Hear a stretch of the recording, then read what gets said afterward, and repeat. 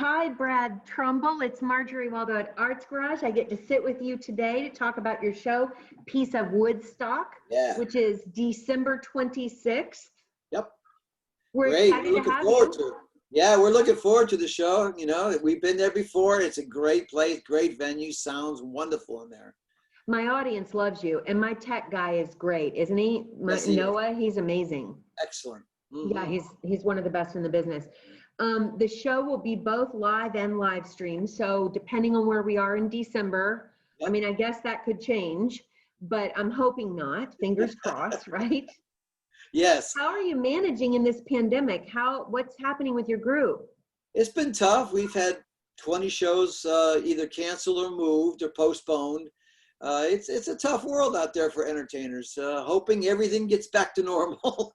2021, maybe 2022. Who knows? Yeah, don't even say 2022. Let's just focus on 2021. Let's Yes. manifest it into being, okay?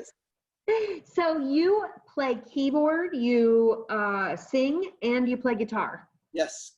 So Guitar is how did actually all my that first. start? How old were you when you started playing? I started playing guitar at 8 years old, of course, watching the Beatles on Ed Sullivan Show, you know. I wanted to be John Lennon, like everybody, you know, wanted to be some Beatle.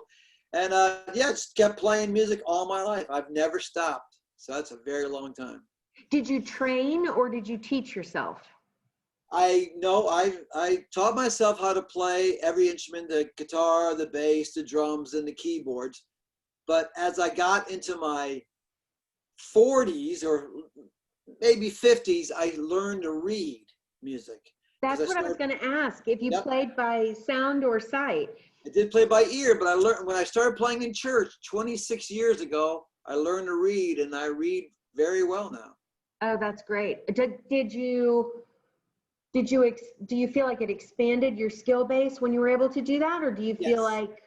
Yes, you understand how everything works. Yeah, changes how you play, I would imagine. Yep. And what about singing?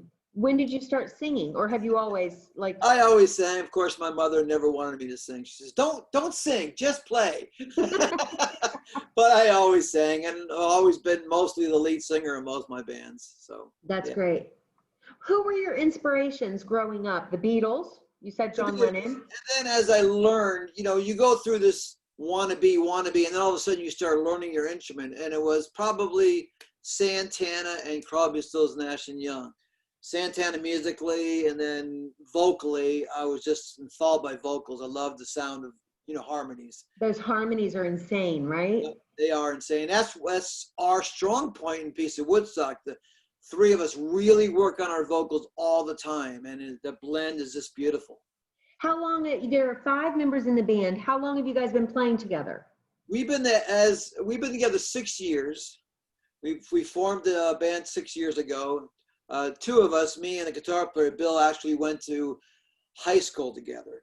Oh wow! In Clearwater, so a long time. Old friends, yes, very old friends. Yeah, that's great. Well, it'll either cement the friendship forever or it'll kill it. One or the other. And if you're not dead yet, I'm sure it's going to be okay. It's been great. Yes, it's been great. So your show, your band, Peace of Woodstock, does this show celebrating 50 years of peace, music, love, and fun. Yes. So tell me about why you picked the Woodstock era of music to cover with your band. Why'd you do that? Well, we were practicing and we were noticing a lot of tribute bands out there were making good money. And that's, you know, it seemed like a cool thing, but I didn't want to do a tribute of just one band. So I mentioned, we were all sitting around my kitchen table and I said, let's put together a Woodstock show. And everybody laughed, of course, you know, they're ridiculous. Come on. How many bands are at Woodstock? I said, yeah, that's the hard thing. You got to be the Who, you got to be Santana, you got to be Janis Joplin, Jimi Hendrix, Crosby, Stills, Nash, Jefferson Airplane. You got to be everybody. And we started playing those songs just live, not in a show. And the crowd went nuts over it. They loved it. And our first show, we had over 1,000 people with standing ovations, and that was it. Everybody said, yeah, let's really work on this show. Well, our audience loved the show when you were here before, so we're excited. And you say in your bio that you want to recreate like the fun party time of the Woodstock era, and you do. The music, I think, there are certain genres of music. Motown is another one. Yep. that watching the audience, for me, when I'm here and watching the audience listen to the performances and dance and sing along, Yep. there is something magical when you take people back in time. It does, yes. I remember when I was working, you know, as a 20-year-old playing the 50s music, and people loved listening to 50s music. Now it's that Woodstock era music that's really popular. And yes, and we're all in costume, by the way. We all dress up in costume, many changes, and we like the audience to come dress, and a lot of them too. Some wear their tickets and Woodstock around their neck. Oh, Everybody wow. has headbands on. You know, some people put like fake marijuana sticks in behind their ears, and you know, all that kind of fun stuff, and that makes it more fun. Yeah, that's awesome. That was an incredible era, I think. I mean, the world opened up for so many people, women Yep. in particular, during that time frame, started to have more choices and take more of a place in our culture. And I think it was a pretty historic period of time. So it's cool that you celebrate it. It is a fun time. What is it that you, when you're with your audiences, what is it you want them to take away from the show, or what vibe do you want them to have? I mean, I know you want them to have fun and party with you, but what do you want them to feel or think or take away with them? To feel rejuvenated. I want the people to feel like they did when they were younger. You know, we play all kind of ages, but mostly we play people above 50. Most of the time we're playing, and to watch people dancing on chairs, dancing in the aisles, they really enjoy being free, just being young. And that's what we want people to be young again. That's the whole purpose. That's a really cool thing, and you're right. I think it takes us all back. It's a really Yep. fun time. Mm-hmm. All right, so the show is December 26th, which Yes. is perfect because nobody can really travel a lot. So everybody's at home, and even if you celebrate Christmas, you are probably ready to get out and shake your booty a little so you can shake off some of the food you ate and get out of the house with your relatives. That's right. So I think that's a great time. It'll be at 8 p.m. 8 p.m. 8 And we do p.m. invite everybody to come out and you know, and wear your mask and you know, socialize, distance and all that stuff. But come out and expect to have a good time. Yep. Get out of your chair and dance. Yep. You can dance right next to your table with your wife or your spouse or whoever you're with. You know, just have a good time, because we all need to have a good time right now. Don't we? The Yes, arts are not, we're not providing food. We're not helping people with rent assistance, but the arts change how we feel emotionally, mentally. And if there is ever a time in our world that we need some help with that, it's right now. It is.